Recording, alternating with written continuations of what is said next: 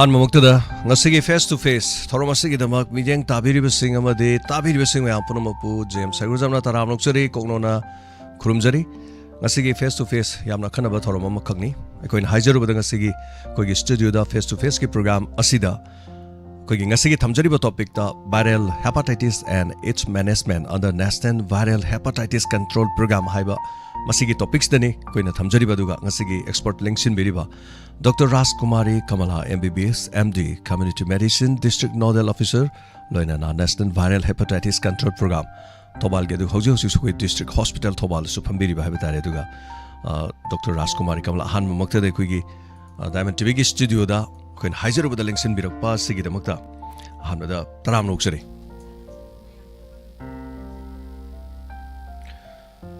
Asigi Toromasi Sandok Sariba 90.0 Wahong Radio Loinana ISCOM the 129 SKTV the 1070 Aduga Elite TV Masikaktanatana Diamond TV Facebook Amadi YouTube Loinana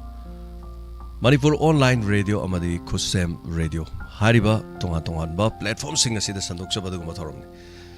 Mayapuna Maikogi number 9077282001 the call to Biraga Sigi Tamjariba topic as the combining Baladabadi Adam no Wang Hangbagi Kudong Sabalize,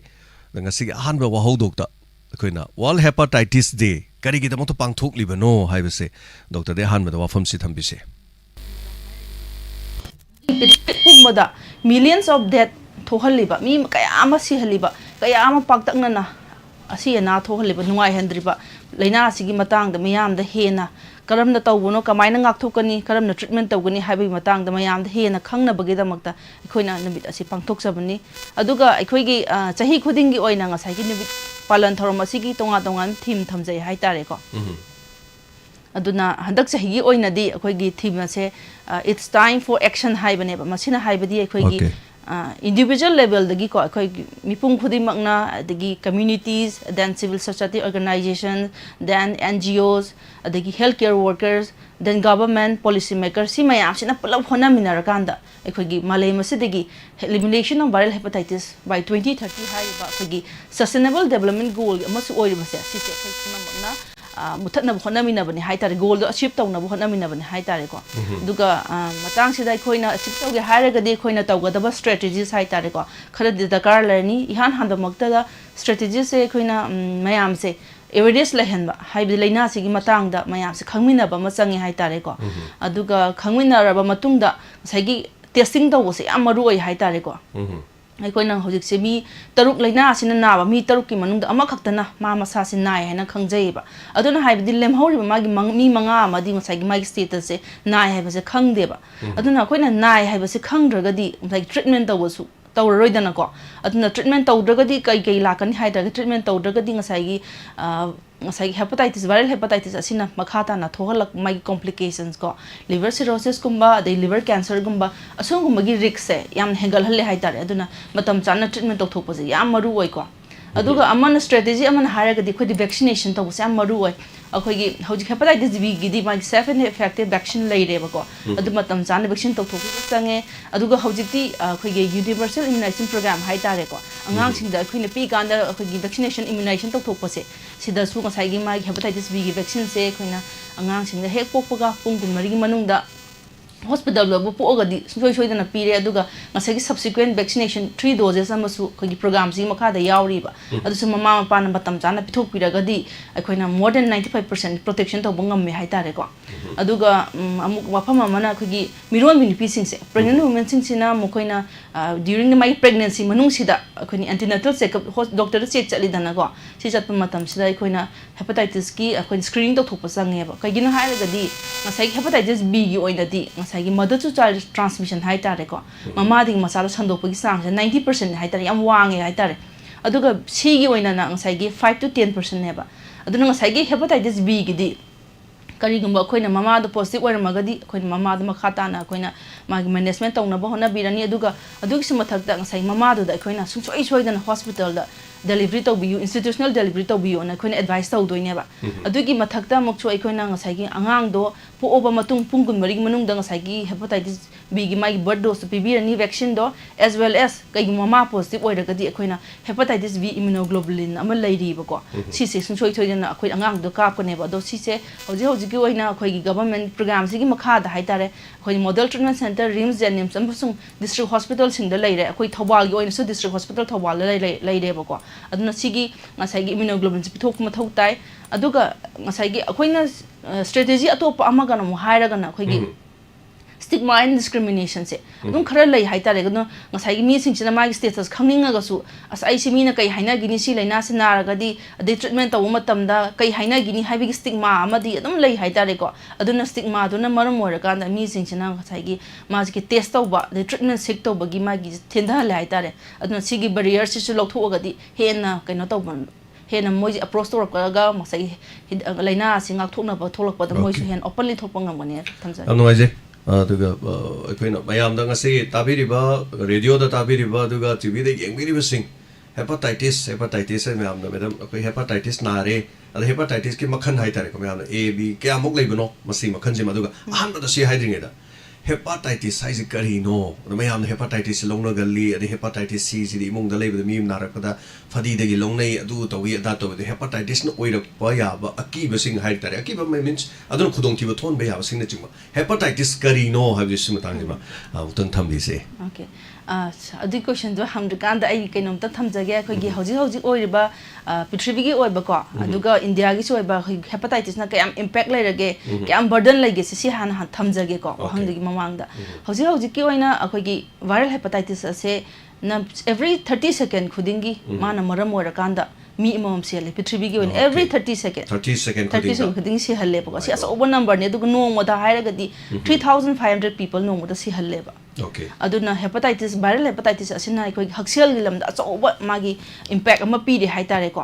aduna koi gi world health organization gi global hepatitis report 2024 gi report matung inna haiba matam da koi gi hepatitis se viral hepatitis se second most infectious leading cause of death ne hairi ba ko aduga ma se tb dongna mi wasik chamana na si halle prithvi da ko aduga mu ngasai gi mana alarming oire kai gi haiba matam 2019 da ngasai hepatitis na si hanba bi masinga se 1.1 million oramba se akhoi gi 2022 haitare ko adu dadi mi masing se 1.3 million hengat kreba okay aduga magi akhoi gi 2022 hawgi manung da ngasa 22 da ngasa gi hepatitis b na narag laiba mi masinga se akhoi gi prithvi gi oina hairaga di 254 million people ne hairi ba ko aduga sahi khuningi anoba infection 1.2 million people no infection ta holleba aduga mana sihanba mi masinga sina 1.1 million people neba likewise akoina hepatitis c gi da hairaga su akoina c sina na hanba mi masinga se akoina prithvi gi oina 50 million people ne effect of 2022 da ko aduga anoba infection sahi khudingi 1 million people infection ta holi aduga 2022 khaktang da asai gi sihan ba mi masinga se 242,000 people ne hairi bu ko aduga sisna khoi gi world health organization report matung inani ko aduga khoi indian context la aga na amu asai gi kaino hepatitis b na raga sagona leiba mi masinga se kaino 40 million people ne hairi aduga ngasai gi amu ngasai gi hepatitis c na raga leiba mi masinga sina 6 to 12 million people ne ba ko aduga india da thoi ba ko gi hepatocellular carcinoma haitare liver cancer se sigi ngas gi 40 to 50% nearly half haitare ko di koina sai viral hepatitis chronic viral hepatitis maroin b ga sig da gi thon bane aduga khoi gi mayam na kin yam na su na ba du mayam su kin liver cirrhosis se su koina 10 to 20% di viral hepatitis na attribute to haitare ko moina pi bane ba aduga sigi khoi gi kaino se data se world gi oina di as well as india gi oina so khoi bi na masing sin yam hele haitare ko ado khoi manipur gi context ha ga si na ba se sisna yam hele ba aduda ngasai gi sigi ngasai gi burden mayam se lai rakpa digi khoi gi ministry of health and family welfare na ko government of india gi aduna 2018 gi july 28 ta national viral hepatitis control program ase launch to hoki bane ba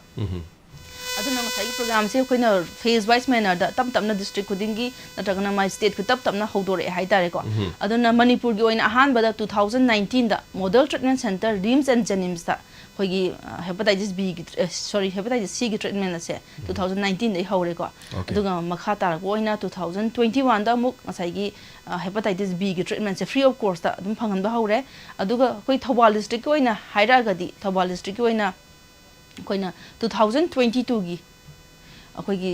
sahi asidagi koina district treatment center se functional oibaga loina na koina hepatitis B amus C gi treatment tawri haitare hoji hoji gi oina okay asmai thamjag kamangaise adu ngasagi aina hangjakiba hepatitis kari non haibda chorapa liver da ki kari degi haibi oh yeah haijage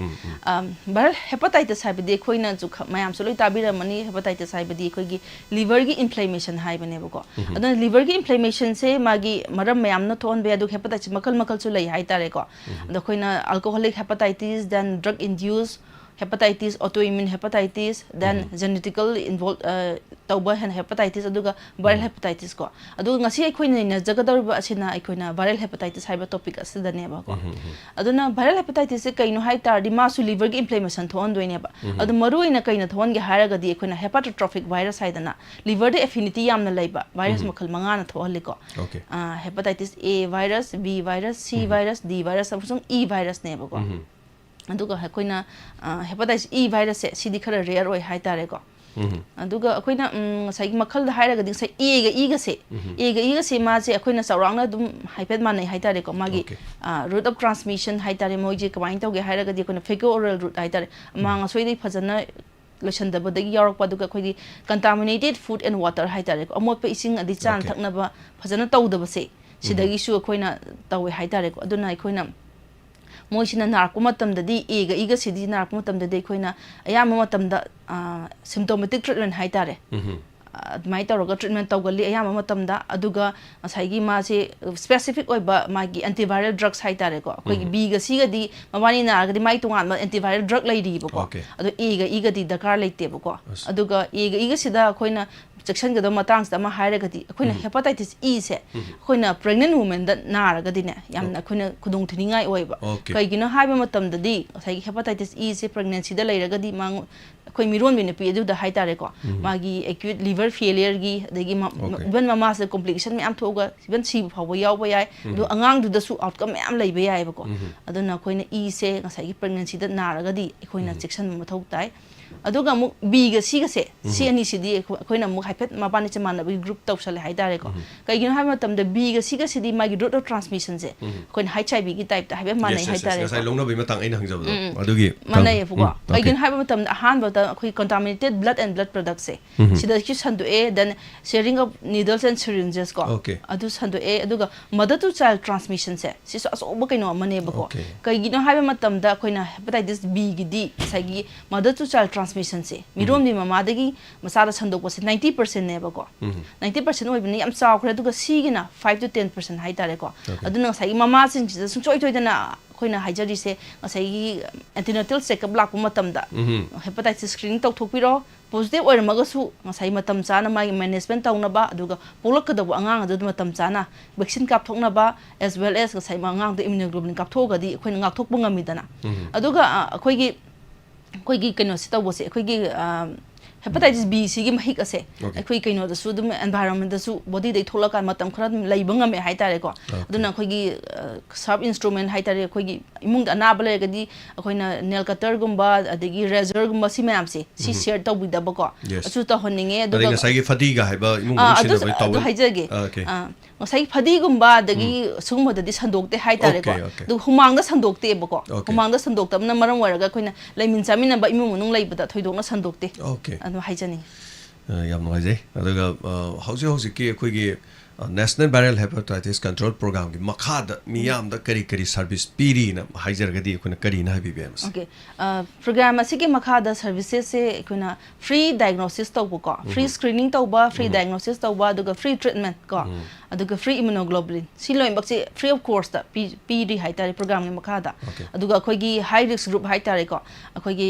injecting drug users kuma aduga female injecting drug users then female sex workers si mayam se NGO singa collaboration introduction tawrakanda moigisu free vaccination tawba hojare aduga ngasai gi kainosi vaccination tawba loina na khoi healthcare worker haitare khoi si asoba high risk group amane ba khoi ju amna risky oi haitare ko sigi soi khoi na vaccination se government gi makha tawna ba khoi planning tawjare to hobu makti hojadri okay hobu mukti hodri ame amna dinga sai ge khoi hepatitis nare hepatitis atopa laina da haitare ko chumna diabetes nare bp nare habda diabetes na khare hena lumna lobu dongna tawda hepatitis yang na khanba dongna ri tobi ba haibetare adu masida ge khoina kitang junga sai kitang di panbigre hepatitis haiba laina sin na da nabagi da khoina kari check to thok padar ka ta kari thong sing paikhat patai adu huji sai bigre amaroi ba mirol bi haibe se mi pung khudum yum thong khuding mirol bi si laina rai bine aduna mirol bina khoi hepatitis e narak patar ga di liver failure na chingba lakpe na suta pire adu masi puno mak se khoina ngak thok chana na ba kari upai le aduga haurak pad symptom karam na khangi aduga kadai wai de kari treatment torga kamai na khangba ye okay smile han thamjage aham makta da hepatitis A ga di ko moisi ayamba na matam da khoina sai fecal route contaminated food and water sandu habine na sai gi pungna boguma jaundice kumba ko adumai khara lakani aduga yamtina mark oi obvious oi bodo adu di am kandile aduga liver enzyme na alteration khara lakpa yai haitare ko aduga hepatitis B ga C ga di amu sai gi ma je ahan horok matam da di symptoms je kya laite ba aduna symptom laite ba ni mi sing jina ju khang da ba nai je aduna sai gi mahik tun hakchang da changra kan da long period of time like 15 years 20 years lai matung da di magi laina da phongdora ne ba ko mai complication la ane ba adu complication la akan da di mi duna khang matam da di sai treatment da thengdara ne ba hai tar smile thamjage treatment tawda amu thengthaningai masak oi aduga ngai treatment tawse akoina B ga C ga di amu A ga E ga da yam khenai hai tare ko B ga C ga di akoina specific treatment magi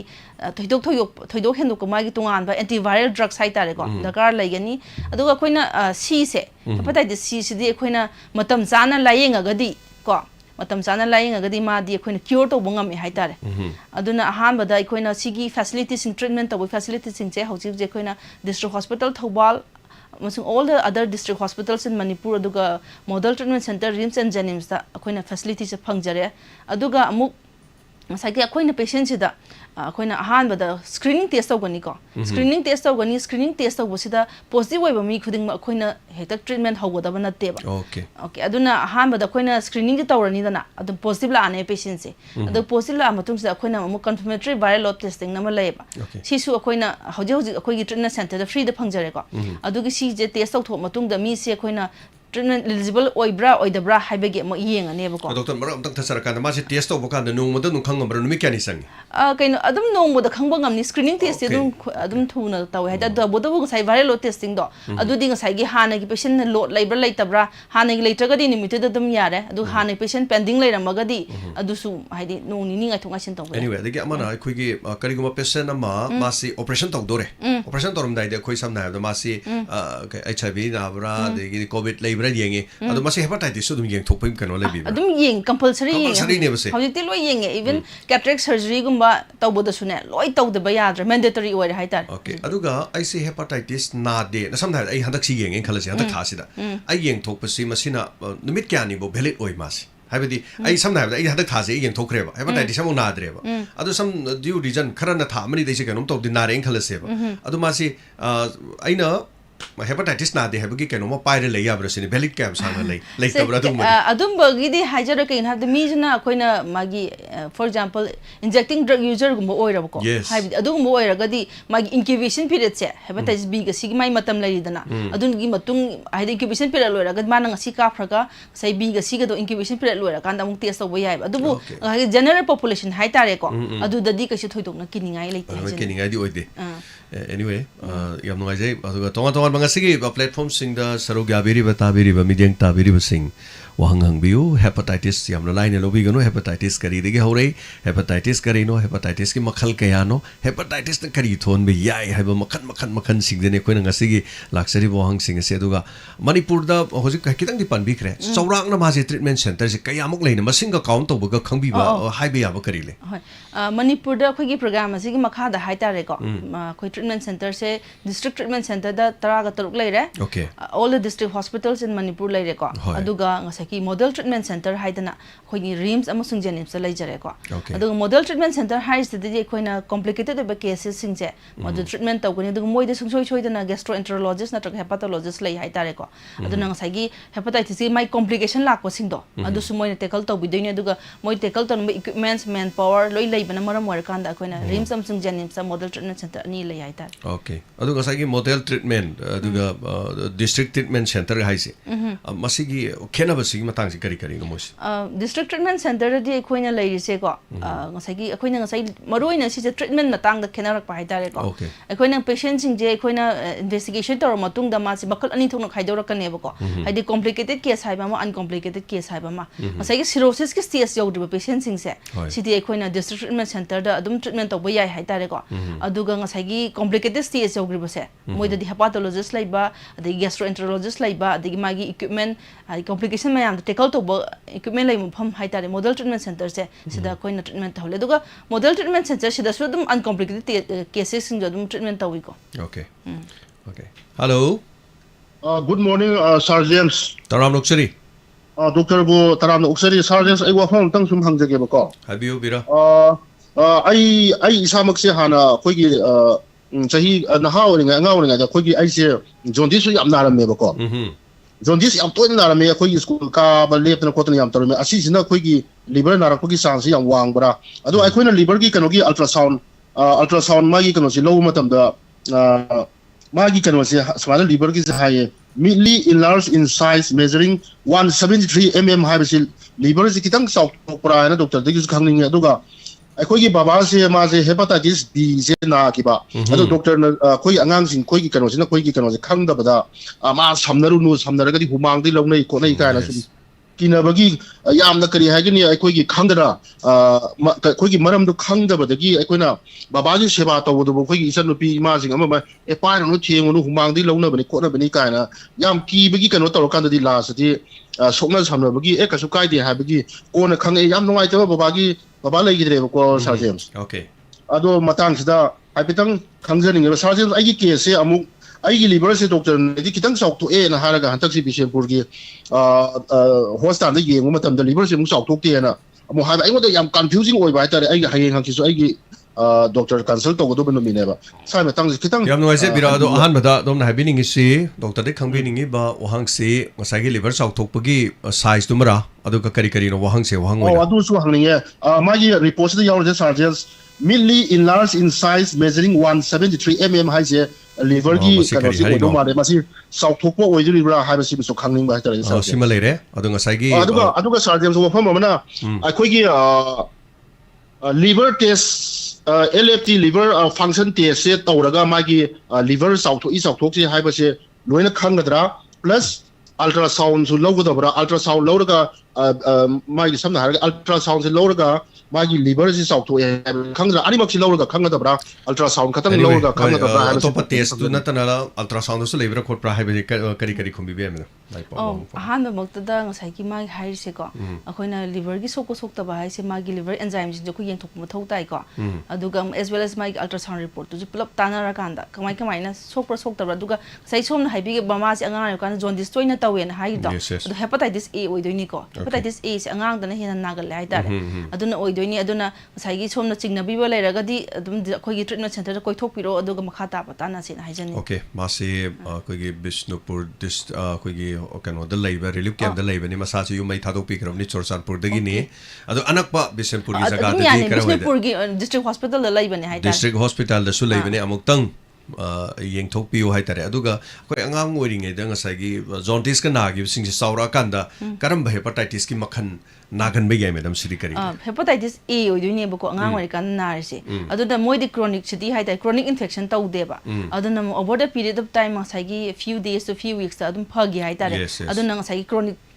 condition lakta ba hai tare chronic condition lakta ne tungda ngasai ꯑꯇꯣꯞꯄ ꯅꯥꯔꯛꯄꯒꯤ ꯆꯥꯟꯁꯁꯦ ꯂꯩꯇꯦꯅ ꯈꯟꯖꯩ Okay samna jarabada ai samakse ai class 9 10 da ai se akhoi jaundice na badu naeba mit ka khara na puka salaga to ising masu go on badu adi su hing thakpa de gi yung gi kari kari home remedy sai tare khara to ba doctor gi lip 52 ga khara tha khola tor kan da sanga hela kan da phadi phagi hai tare al masi in future moi si sigum masi su atopa hepatitis kai kai lakpa ya bai kari kari le adudi e oidune ba ko hepatitis e oidune ba adudi pharamani nga hana mai clear toramani hai khanjai adigi yam pik ta ngari bangang da hantak se angang case am lai se tha taru kak ta ngari bangang da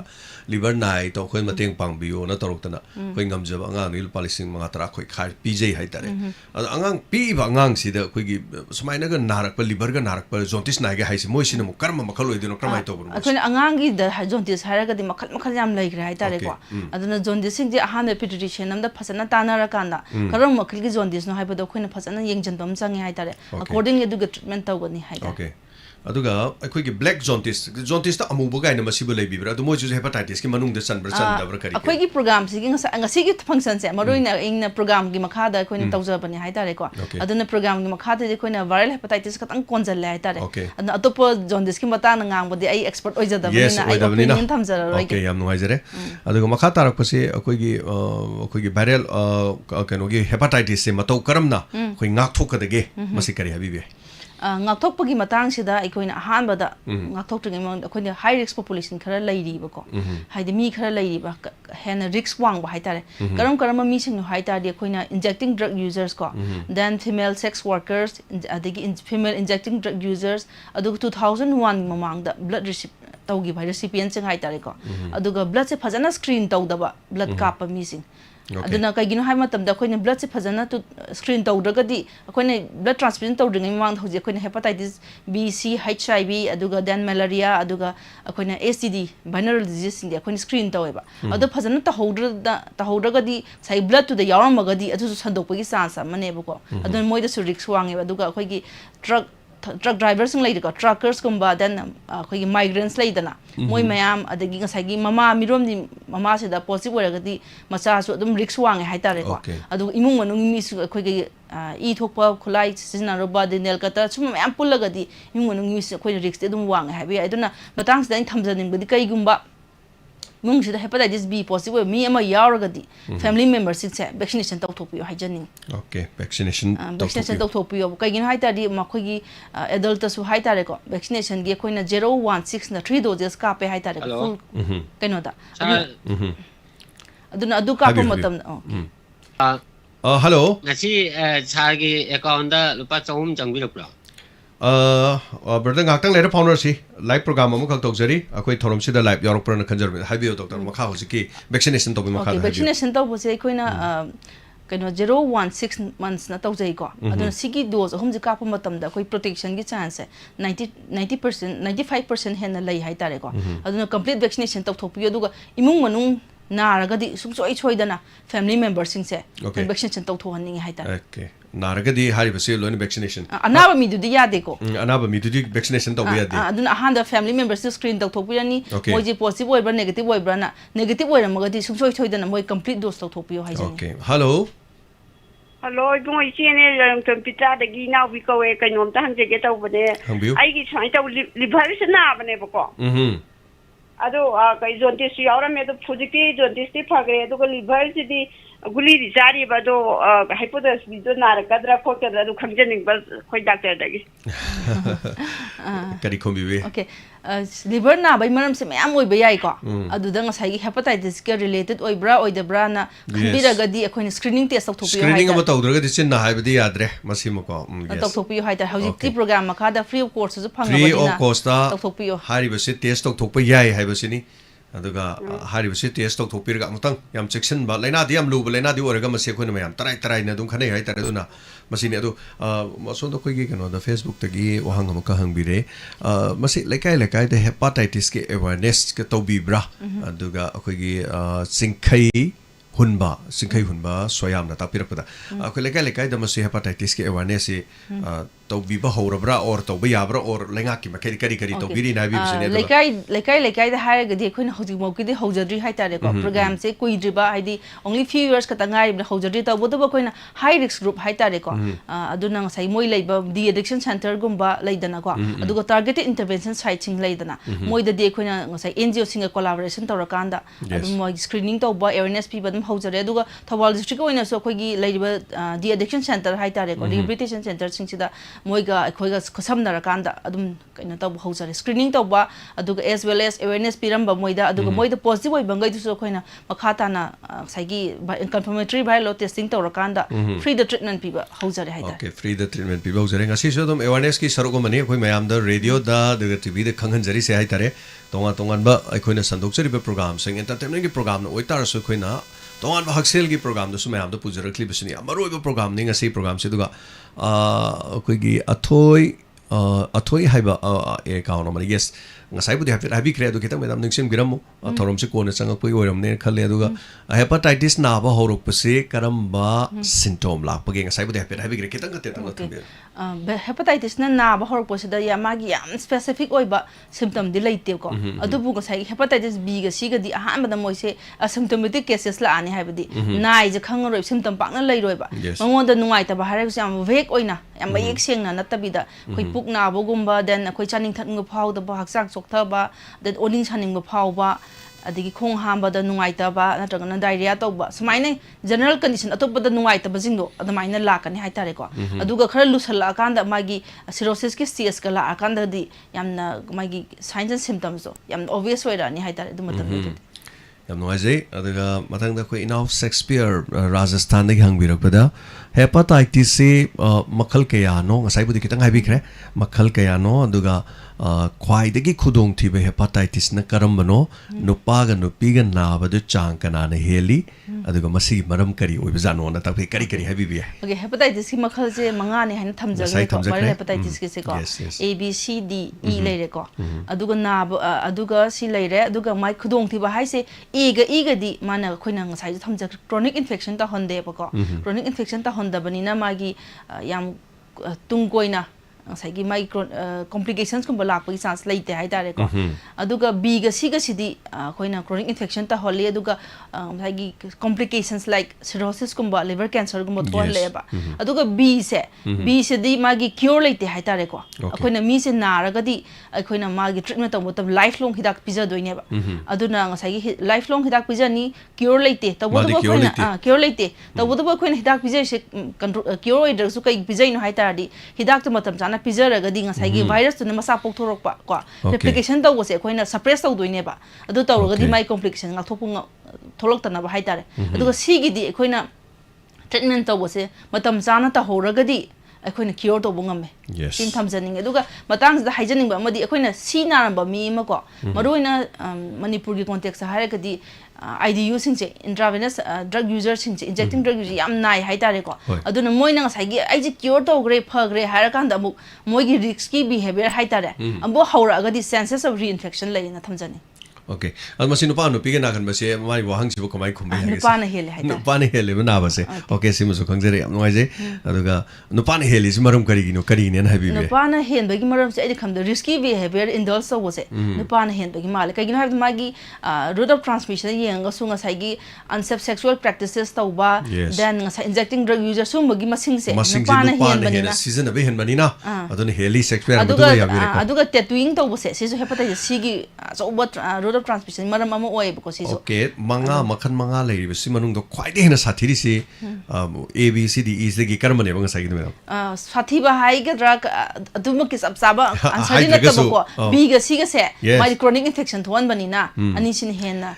atai di chronic oi de ani si di B ga C ga di chronic oi hai ba adagi amasu madam na hai bi beda long term ma di kai kai hai ter ko treatment da ka ro like thung magi type ta ko roi do bai tare sum lei ro do ba adu in future godi adum hidak char ga medication ta ro ga di dum ya ba hai ba tare hello ram lok chari ta han jage doctor da ju fatty liver liver khuding mak che hepatitis na ba ki chance liver adu yang kham janin ba ta taga chari singjamai bagap tilakai digi lakai minga leifanga hayau da bagini sangita taga chari go ti mai hum singjamai digi hangira ko hang se hepatitis se angasai liver fatty liver leiraga di masi oibe ya bagi kari kari lei bagi fatty liver ga hepatitis ga di directly link ti leina di hai tare ko fatty liver leiba mi mayama hepatitis loi na ne haiba leite yes aduna ngasai fatty liver ga hepatitis ka di viral hepatitis yam kanna mari leina di hai tare to bodo hepatitis na ba mi da di fatty liver leirak pa ya du fatty liver leirak na ba mi khuting makta hepatitis na ne haiba leite yam kanna mari leina din thamjani yam ngajai masigi tangkak sida duga tonga tonga ba myo sing asigi thamjari ba koigi number sida call tobiyo thorom sida saruk yabiyo Shakespeare thagachari bigasi gasi magi chronic oiba kano leibani na format leibani na mong sida haiba tare duga hello minga madi leifam haibi se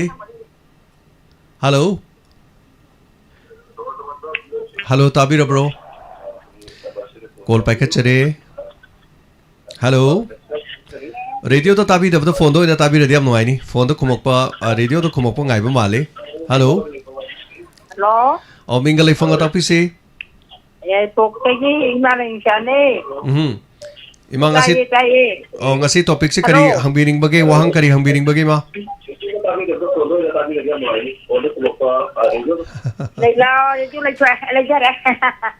happy wahang hangbiu imagi je kanune ko hang chiam na ba hai tare ko dagi pura hang du sunga ta ko ki woyong thang bu na kan ningong ke asi mga tao misureba ay na ida itade ko ya molong mo kay gumsumtay ba di tatata ba kumtaw ba di da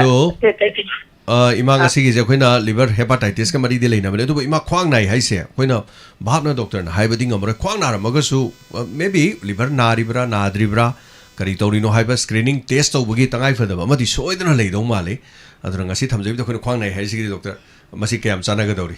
khwang na ba se maram mayam oi bai ko aduna maram mayam oi bidina ima gi se aina yum kai dei orabna yaripo oi taraga di khoina inang sam sam na khoi di yaripo ki community health center leidana adudam tang cha thok pira kanda ima gi nungai ta bada tana biyo na thamjani tang ta thok piro ima ko adai de chat pira ga I hepatitis na ribra se sam na ha da liver ka da tu mari di leina de test tok thok pi be hai jariba if ngasai gi khwang na se nung le su khwang na ba yai yes liver na so dum khwang na ba dum yawi maram di liver na ba gi hai tare dum thengnar ga lakpa dai tare gi experience dai sa gi so thank you so much ima adu thagachari ma khwang na ba gi dina treng asi gi se wahang se dubu ima nam tang di test ka tok pi be yai free da dum test to bani na madu gi khudong sa ba si lobiu hai dana hai jare daga thamjari ba number sida call to biraga ngasi gi hepatitis ka mari leina ba koina thamjari ba hai ba tare tonga tonga phom singda wang hangbiu domadongi kudong sabasi lobion haijage aduga madam booster kapadi akoi gi punsi gi oiroidra amukta haibiro ta pire abem debina kari habi bi akoi gi program ji makha oina di ko akoina booster je advisable oite haidare ko akoina vaccine je once ka khibana akoi gi lifelong chatle na di hai tabu tabu ngasai gi akoi gi surgeon sing adegi then akoi gi gynecologist sing se moidi e gi product oina handle tawbani na akoina once mi je ka phraga makha ta na mai protected oi oidibra se khangna bogi ta mokta akoina antibody test ama lai hai tare ko adu tawthokpiyo aduga edu tawthokanda ngasai gi magi titer se 10 gi mathakta lairamaga di akoina mi protected oirim hida kapta su yare ne lo yare ko adu natraga di nauna bung kapthokpiyo hai program ji makha okay 3 doses katani dana ko 3 doses ne aduga hojiki kaino se vaccine se thaina di am tangami hai hojikti hung mamala phange hai tare ko market ta so aduna adum lothokpiyo na haijani makada wahang hangbirak pada hepatitis fabang amra na tapire ngasai gi group khara di madam na bodi panbigre chronic oibada wase dum long tam da dum guli chabai hai dum madam hai bodi hai kre fabang amra hai kari ne khumbi be chronic viral hepatitis a koin c se sidi matam chana koina treatment ta horaga di cure to bung ame hai tare ko aduga b gi di cure to bodi ngam b gi di koina cure to bung ngam de hai bwa fam se ni aduga ngasigi thamjari pada ngasagi koi pregnancy oibada ngasagi liver failure ga have hepatitis E gi matang hai tare adona sigum base leibani na pregnancy oibanu nupi amana ma se hepatitis ki kenosi tangai fadana kare kar naribra nadabra or karigma naramaga di E da di ngasagi liver failure bo hari kari section tharong lo khope akoina section tharang se pregnant women maruina ko hepatitis E je magi ahan maktada route of transmission karamna sandoki sa khang mathau tai ko aduna koina contaminated food and water hari banina koina zan thakna ba singdi phajan sengna samthokpi ba afaba thakna ba ising thakpi ba khutsa sengna hambi ba de amang soi phajan loisin bi ba sigi measure sing je lokhatlaga di koina ngasai chances of magi infection je hepatitis E gi yam handaga ne na thamjan yam handaga ne na tapire aduga khoi miro minu pising na so yamna mathau yam taba ma haiba tare adu miro lingai matamda sigumbagi khudong sadaba sing staying out on ba tare aten ba break am khatang lok jage ngasigi thorma sida koina sandok chariba ngasigi program face to face asigi haiba tare adu koi co sponsored oi biriba Lily drinking water break aten ba matang lok jage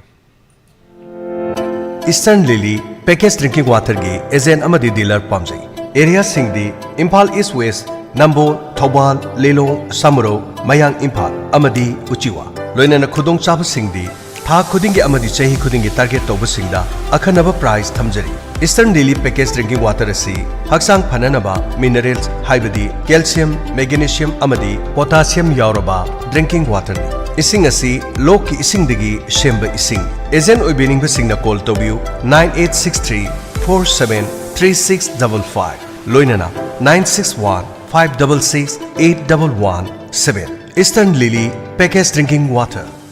Hokji miyamna khwaidagi pamnariba minerals hapa packaged drinking water ni Eastern Lily. BIS amadi phasaine approve tawuda natana quality maintain tawnanabagi damakta aikhoigi laboratory da nungtigi test tawraga miyamde olive sing ni. Pure Loki singdagi lawraga semba thaknanaba sing ni Eastern Lily. Loinana bottle quality maintain tongnanugi damakta company sana bottle su kamjaban.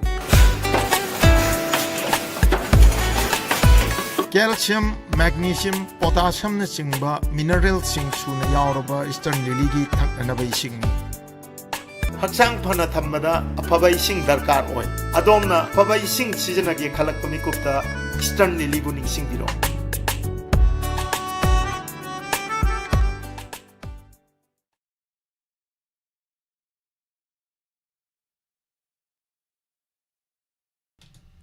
Tagachari, mayam panam apo amana taram nokchari ngasigi sandok chari ba koi yamaroi ba thorom ni mayam na ngasi koi expert links biriba Dr. Rajkumari Kamala MBBS MD Community Medicine aduga District Nodal Officer aduga National Viral Hepatitis Control Program Thobal da hoju Thobal District ki hospital phambiri ba ba ngasi topic na viral hepatitis and its management under National Viral Hepatitis Control Program hariba program si makhada hepatitis ki maramda haiba tare duga ngasi expert link midun lere hello mingalai fonga tapiu sai thawan dagi dip kawe kari wang hang biringi ngasi thamjari ba topic sida kari habini Milan thai koi hepatitis na ba ko je pukna ba kumba dagi khum te bi ham ba kumba ha je dum angon mang tarin to ya ba do shi pase duga pele yelo da oi ba shi pase hepatitis ki problem oi ga tra na khangjaning bana sarokan ado test ko matobodi karim ta leite ko test ko ba han ta bodi nung gumba dai lei ba ju yaw de du ba cha hau sok ta ba okay do shi kin ok na Madam Karina Komibi. Matang sida ina hajaning badi haksang nuai ta balai ragadi ikhoina test se tawthopiyon hajaning kai gino haiba matam da test ka treatment everything free of course da lai ramani na yes ada testing tawthopira kanda kai kai lai da tana bani na phang hajan Antang test tawthopiro aduga test tawthopiraga hariba sigi khudong sabasi lobiro haiba ofam sini aduga Madam Katar Pusi, a prevention high tarico, Tom Silo Kodom Yang Wang, Udong Sabale Regadi Koltobio, Duga, in our Hosiki to Tabira Gedi Soy the Namutang, Okoitobal District Hospital, the Sumadugi, free of cost, hepatitis kick and all later, Amutang, Yambio have often say, Tamzage, Aduga, Ngasiki prevention, Simatang, the Kidang Mahavis. Prevention se koina hepatitis B gi oina di safe and effective vaccine se leijare hai tare ko aduna masi vaccine se 1982 da gi leiba hore aduna mayam nang sai vaccination se tawthopiyo na haijari aduga khoi gi angang sing da su sai universal immunization program makha da hepatitis B gi birth dose lobi ba the parents sing na angang sing se mai subsequent vaccination matam chan tawthopi ba adagi mama positive or magana angang du da soidana hepatitis B birth dose vaccine gi mathakta hepatitis B immunoglobulin se within 24 hour manungda phanghaningi aduga ngasai gi magi route of transmission se khangba ga loina na makhata na sandoktana bagi damakta prevention tawna bagi damakta aikoina ngasai gi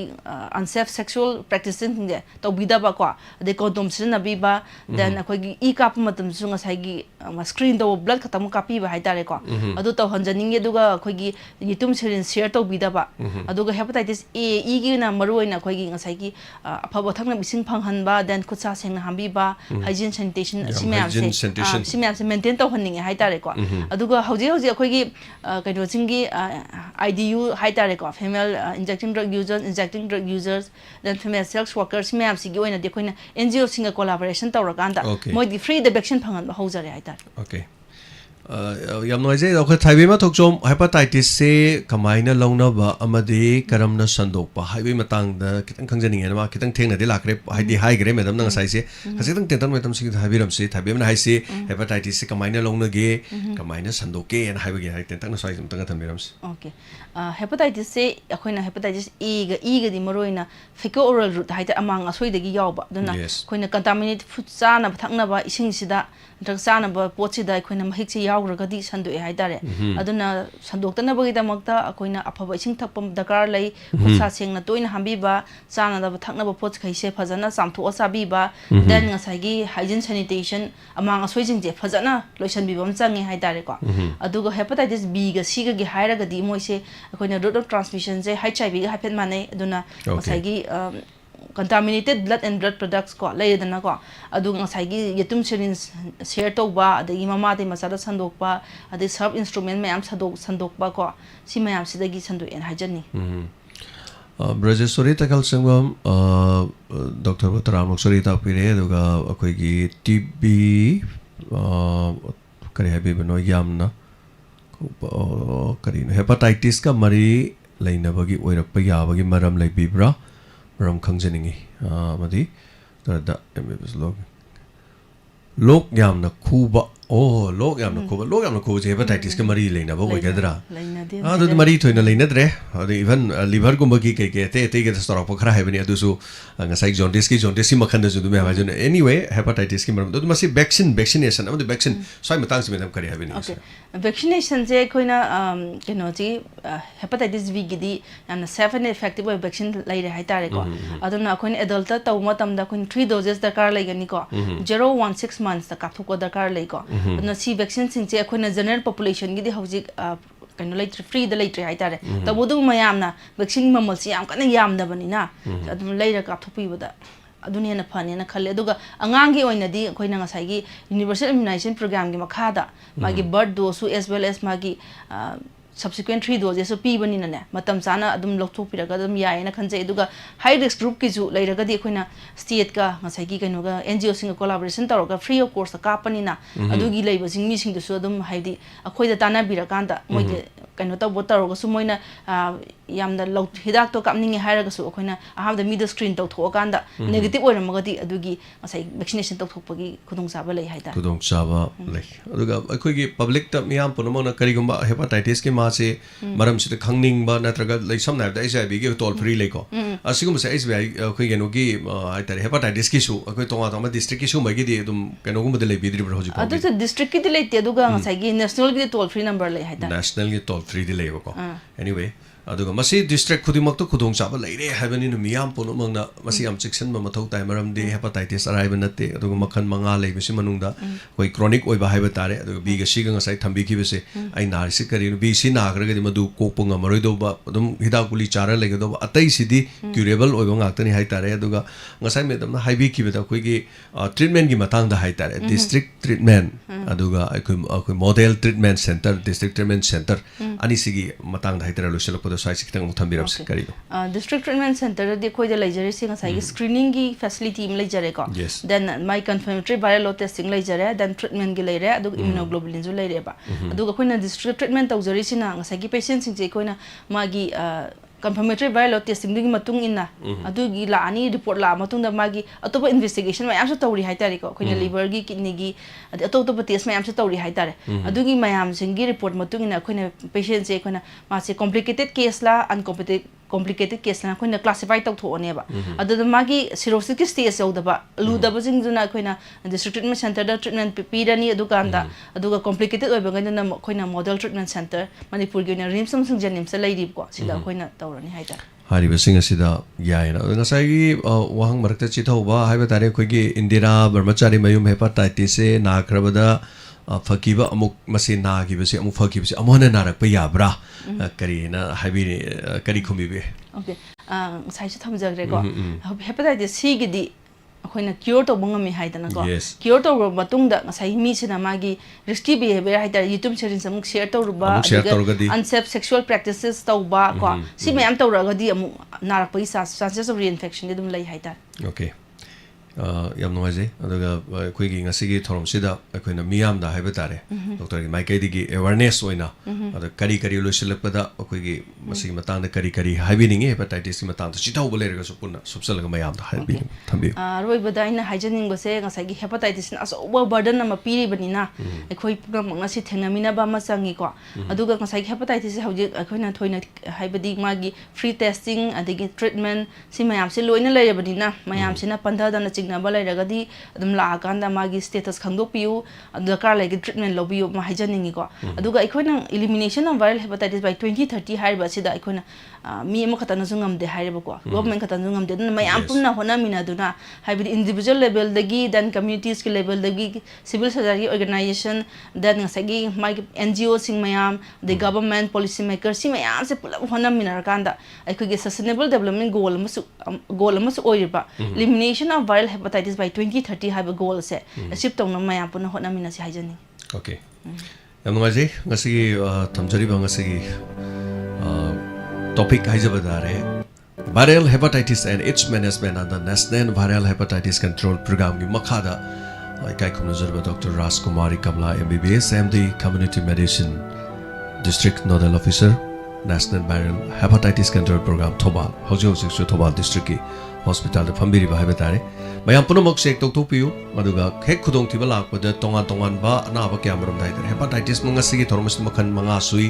makhan ani mana chronic ni aduga kari kari section thorang si maroi ni mirol bisingna narakpa matam da kari khudong thiba tholokbe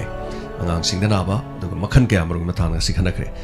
hana thagachiri mayam na thormas da hena mapung phan bidana asigi thormas bu hena mapung phan bi bagi dama hana na thagachiri asigi thormas da saru ga biri basing Orang mapu sudah kerja itu ga, dokter besu, asing itu orang sudah hena mapu pan ba, juga koin hajar betul lapi ba, segi demo tu suh hena thaga ceri. Meam promak tegi, orang silu sinja bagi ya balok ceri, hana na thaga ceri meam promak mapu, kurum ceri.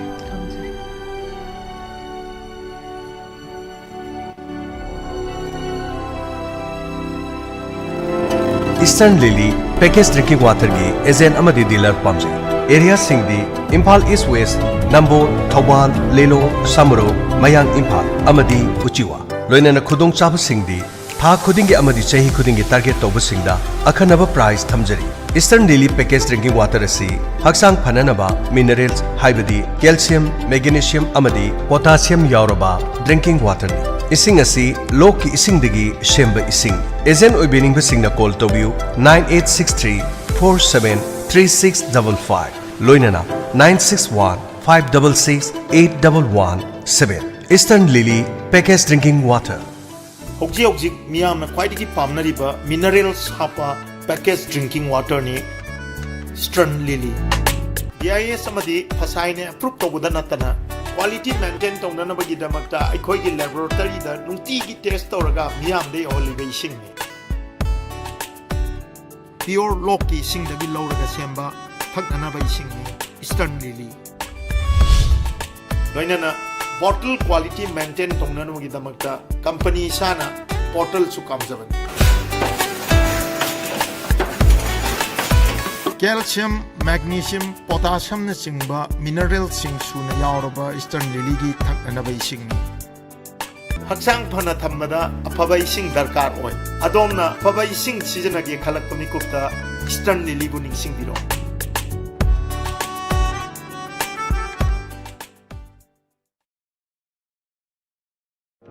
Hangduk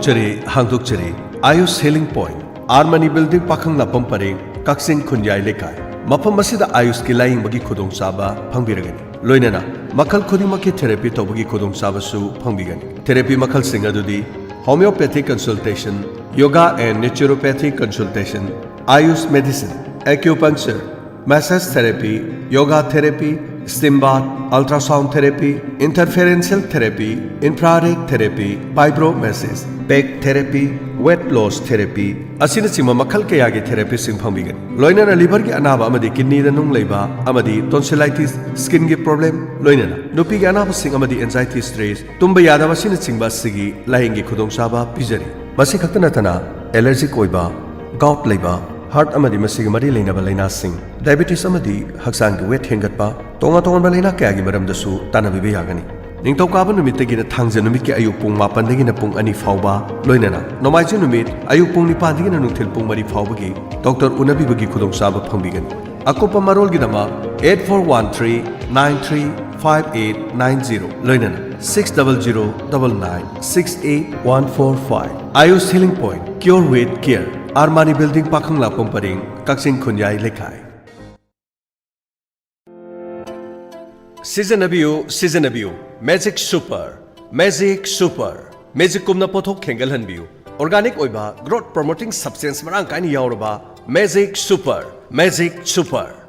super असी संगम अमदा kilo 3 की चांगदा season अबियो अदोंगे लौफमदा सेंजंग हंथा हनबियो पोथोक हेंगल हनबियो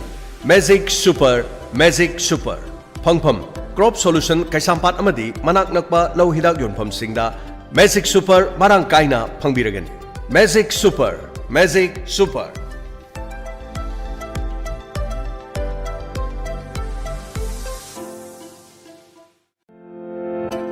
नुंगाइरबा पौजेल